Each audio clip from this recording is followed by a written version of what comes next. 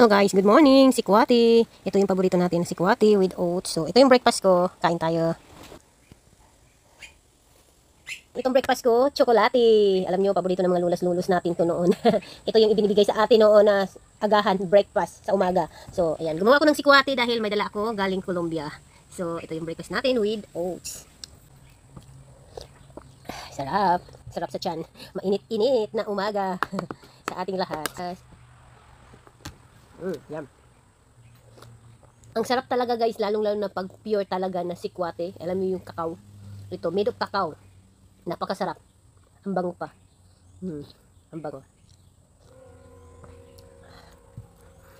Pero naalala ko, story time nga pala tayo nun. Sabi ng mga lula't lulo ko noon, pati yung mama ko ngayon, pag umiinom ka daw ng sikwate, dapat maliligo ka muna dahil mainit daw yun. Hindi daw maganda pag umiinom ka ng sikwate, pagkatapos umiinom is maliligo dahil delikado daw yun. Basta sabi, delikado daw yun. Pray na lang na we're good after drinking this. Kasi nakakatama din ako maligo ng umaga. Kaya maya-maya pa ako maliligo pagkatapos ng breakfast.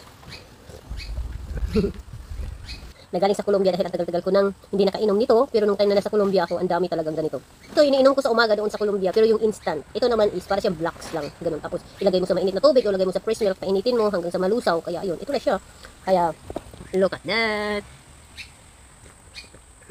Kain tayo. Breakfast tayo.